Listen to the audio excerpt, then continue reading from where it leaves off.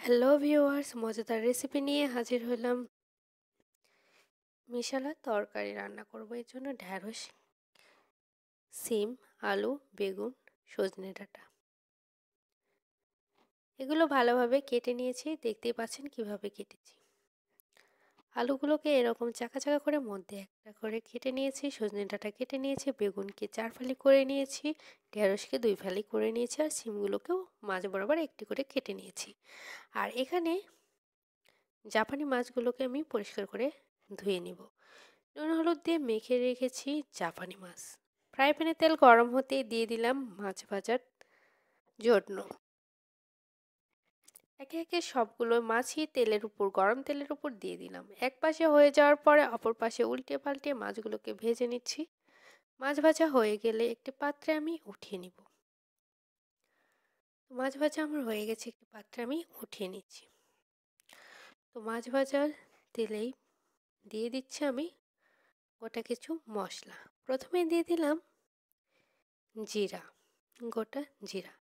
একটু নাড়াচাড়া করে তেলে ফ্লেভারটা ছড়িয়ে নিলাম। এ পর্যায়ে দিয়ে দিলাম কাঁচামরিচ চেরা আর পেঁয়াজ কুচি। দেওয়ার পরে এগুলোকে নাড়াচাড়া করে তেলে ফ্লেভারটা ছড়িয়ে গেলে পেঁয়াজের কালার, মরিচের কালার একটু চেঞ্জ হতেই দিয়ে দিব এখানে গোটা কিছু মশলা। তো আগেই দিয়েছি, দিয়ে দিচ্ছি হলুদের গুঁড়ো, স্বাদ মতো লবণ আর লঙ্কার গুঁড়ো দিয়ে ভালোভাবে কষিয়ে নেব।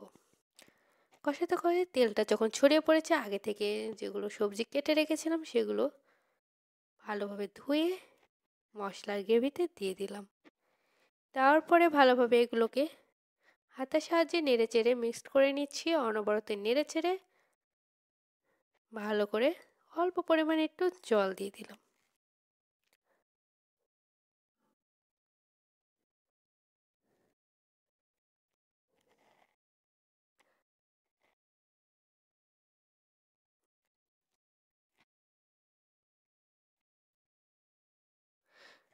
ভালো করে এগুলোকে ঢেকে দিচ্ছি।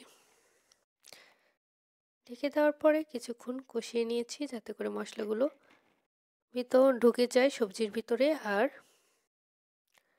অনেক সুন্দরভাবে সিদ্ধ হয়ে যায়। ঢাকনাটা উঠিয়ে ভালোভাবে অনবরত নেড়েচেড়ে এটাকে একটু ভালো করে কষিয়ে নেওয়া হয়ে গেছে। একটু ভাজা ভাজা টাইপের করে নিচ্ছি। তারপর এখানে জল অ্যাড করে দিব পরিমাণ মতো।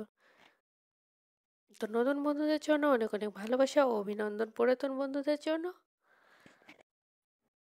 অনবরত নেড়েচেড়ে এটাকে ভালোভাবে আমার রান্না করা হয়ে গেছে। এখন পরিমাণ মতন জলের জন্য জল অ্যাড করে দিচ্ছি। ভালোভাবে চাল উঠে গেছে, এ পর্যায়ে আমি মাছগুলো দিয়ে দিচ্ছি।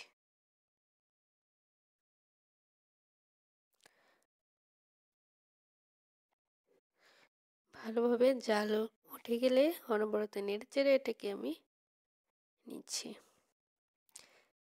অনেক ভালোভাবে এটাকে ফুটে উঠলে তরকারি ঝোলটা যখন গাঢ় হয়ে আসবে, এ পর্যায়ে আমি একটা পাত্রে নামিয়ে নিয়েছি পরিবেশনের জন্য।